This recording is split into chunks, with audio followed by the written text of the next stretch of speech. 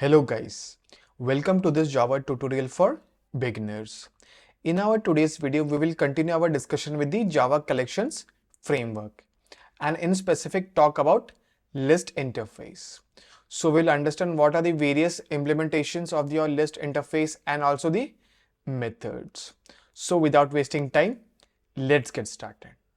Now, let us understand when we can use list interface. So you can use a list when you want an ordered collection that can contain duplicate entries. So item can be retrieved and inserted at specific position in the list based on an integer index, which is much similar to an array. All right. Now, let us look at some classes that implement our list interface. So first is your ArrayList, and it is like an resizable array. When elements are added, the ArrayList automatically grows. And whenever you're not sure which collection to use, you can use an ArrayList. Next, we have our LinkedList. So LinkedList implements both list and queue, and it also has some additional methods for removing and adding from the beginning and end of the list. And there are two more implementations of our list, that is vector and stack, but we won't discuss it much. All right.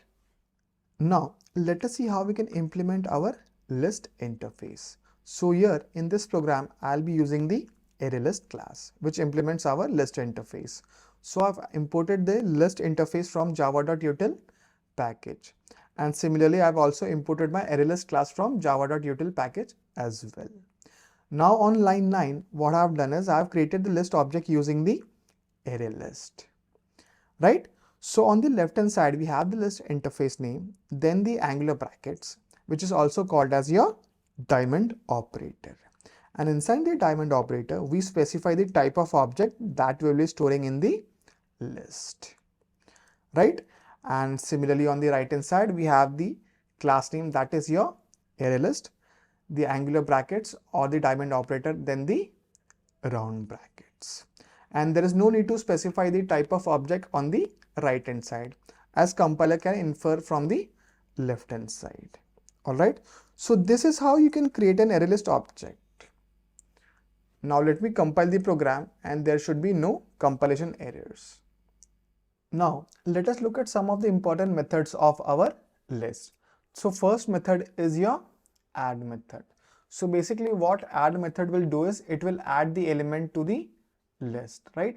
And so consecutively the new elements are added to the end of the list. So here on line 12, so first element will be 23, then 21, 24 and so on, right? So let me run this program and let us verify the output. So let me compile and execute the program. So let me run it. And here you can see first the list is empty. Then once we added the elements are added, towards the end. So first we have 23, 21 and so on. All right. Next, we have the overloaded version of our add method. So it expects two arguments. So first will be the position and the second will be your element itself, right?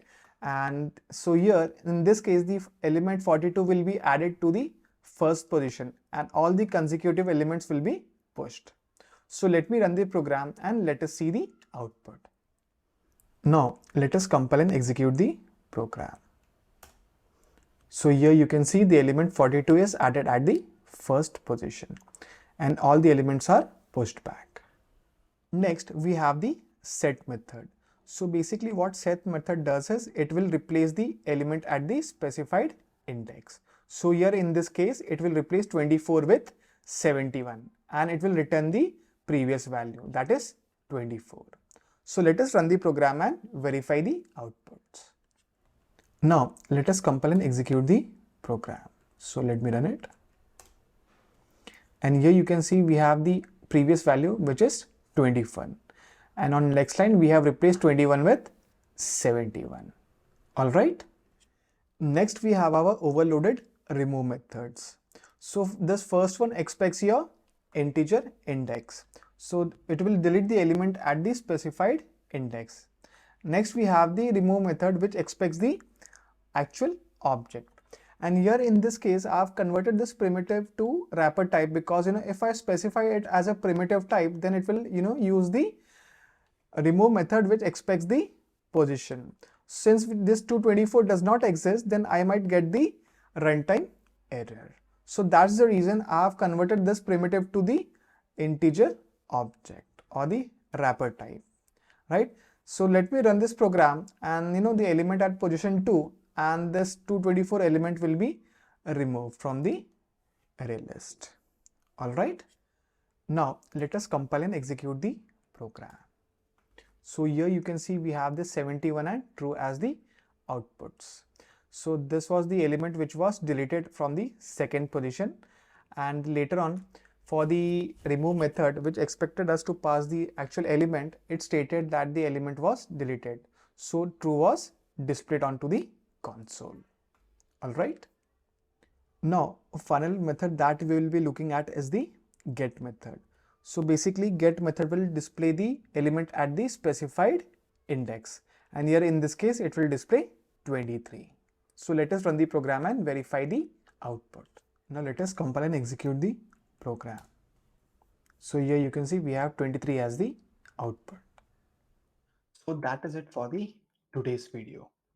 And don't forget to subscribe for more Java programming videos like this. And I will see you until next time.